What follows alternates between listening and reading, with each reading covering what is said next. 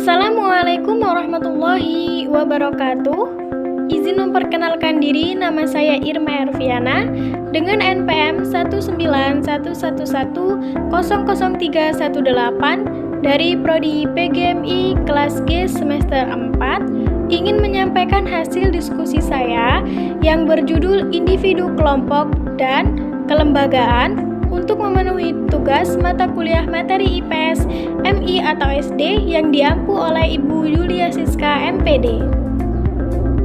Materi yang akan dibahas dalam bab 4 yang berjudul Individu, Kelompok, dan Kelembagaan, yaitu yang A. Individu sebagai identitas diri dan sosial, yang B. Sistem dan status sosial dalam masyarakat, yang C. Kelompok sosial, yang D. Interaksi sosial, dan yang E. Lembaga sosial. A. Individu sebagai identitas diri dan sosial. Secara etimologi ataupun secara bahasa, kata individu berasal dari bahasa Yunani yaitu individuum yang berarti tidak terbagi.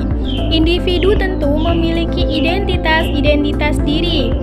Hal itu yang melekat pada setiap individu. Misalnya, terlahir sebagai laki-laki atau perempuan, sebagai kulit putih, kulit hitam, atau kulit yang berwarna, serta memiliki postur atau bentuk tubuh tinggi ataupun pendek.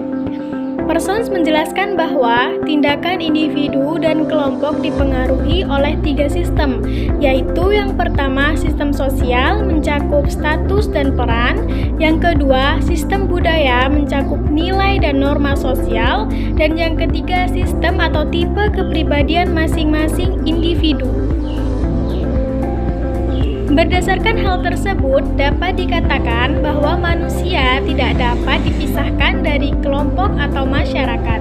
Dengan kata lain, individu dalam sosiologi merupakan manusia dalam konteks hubungannya dengan manusia lain.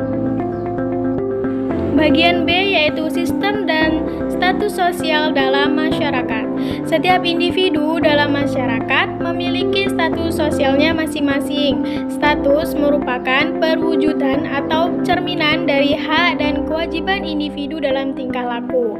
Status sosial sering disebut juga kedudukan atau posisi, peringkat seseorang dalam kelompok masyarakat. Pada setiap sistem masyarakat tentu terdapat berbagai macam kedudukan seperti sebagai anak, sebagai istri, sebagai suami, ketua RT atau RW, camat, lurah, kepala sekolah, dan sebagainya. Dengan demikian, sistem sosial merupakan pola-pola yang mengatur hubungan timbal balik dan tingkah laku individu-individu dalam masyarakat dan hubungannya antara individu dan masyarakatnya. Secara lebih luas, terdapat banyak sekali komponen yang terkandung dalam pengertian sistem sosial.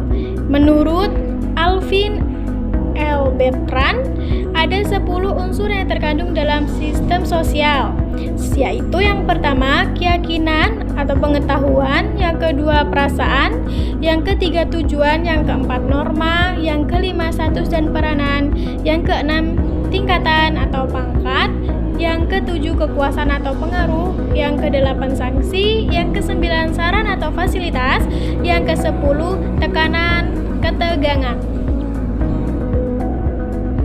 Adapun cara-cara yang dapat ditempuh individu untuk memperoleh status atau kedudukan, yaitu yang pertama ascribed status, yaitu kedudukan yang diperoleh seseorang secara otomatis tanpa usaha.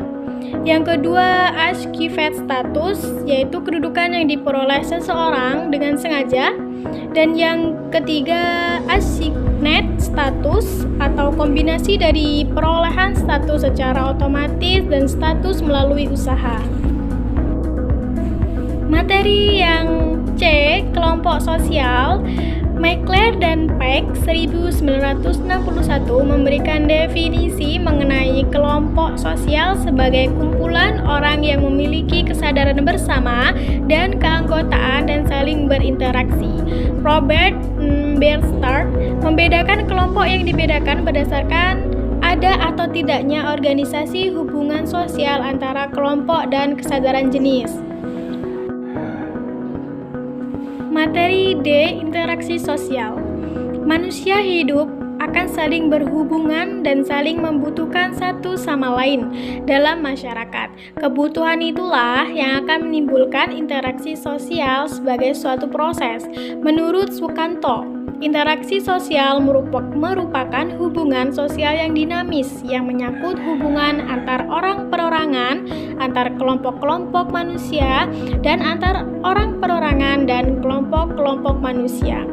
Interaksi sosial sebagai proses sosial utama mempunyai dua bentuk pokok, yaitu yang pertama interaksi asosiatif dan interaksi asosiatif.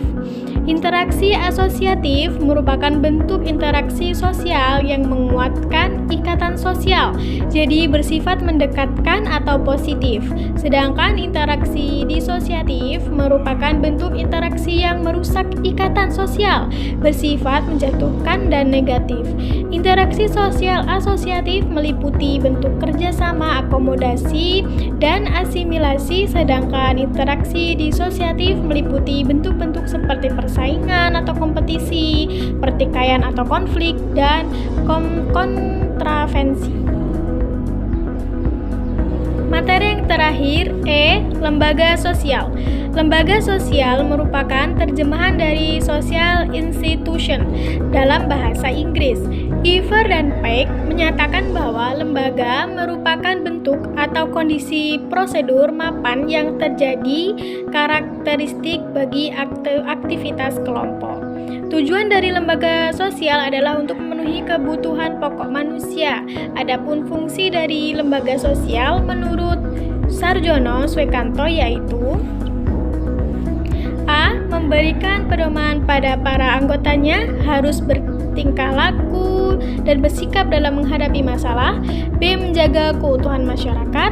Yang C. Memberikan pegangan pada masyarakat untuk mengadakan sistem pengendalian sosial. Sekian yang dapat saya sampaikan. Saya akhiri, wabillahi taufiq wal hidayah. Wassalamualaikum warahmatullahi wabarakatuh.